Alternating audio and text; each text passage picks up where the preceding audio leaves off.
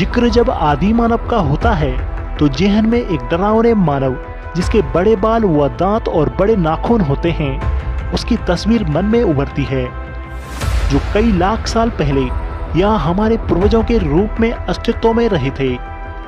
लेकिन आज हम स्वयं को पूरे संसार में सबसे उन्नत या एडवांस जीव मानते हैं, परंतु हम सिर्फ एक दिन में ही अस्तित्व में नहीं आए, हम भी कहीं से आए हैं, ठीक अन्य जीवों की तरह।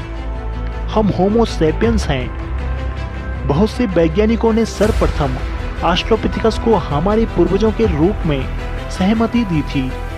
उनका उद्भव 4 मिलियन वर्ष पूर्व ईस्टर्न अफ्रीका में हुआ था। होमो जाति का विकास 3 मिलियन वर्ष पूर्व ऑस्ट्रोपिथिकस ने किया था। हम होमो सैपियंस हैं। एक होमो सैपियंस को बुद्धिमान व 2 पैरों पर चलने वाला, सभ्यता को मानने वाला माना जाता है, पर वहाँ उनके साथ अन्य मानव भी थे, जैसे होमो हैबिलस। यह मानवों की सबसे पुरानी जाति है, जो करीब 1.6 से 2.5 मिलियन वर्ष पहले अफ्रीका में पाई जाती थी।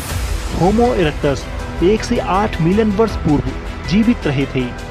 होमो निएंडरथल 2 मिलियन वर्ष पूर्व जीवित थे और वह आधुनिक मार्गों या मॉडर्न ह्यूमंस द्वारा बदले गए, अर्थात होमो सैपियंस जो 40 मिलियन वर्ष पूर्व दिखे या अस्तित्व में आए थे।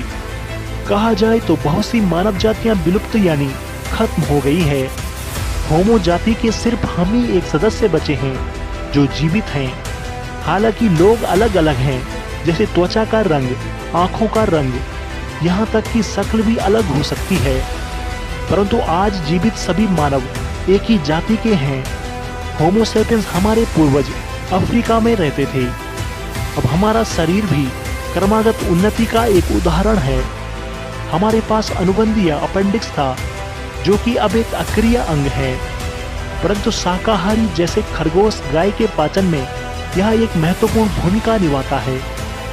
हमारे शरीर में लगभग 180 छोटे अंग ऐसे हैं जो कि उपयोगी नहीं हैं। वह अंग जो हमारे लिए उपयोगी नहीं है उन्हें बाकी अंग कहा गया है, परंतु कुछ अंग ऐसे भी थे जो भूतपूर्व में किसी विशेष कार्य के लिए प्रयोग होते थे।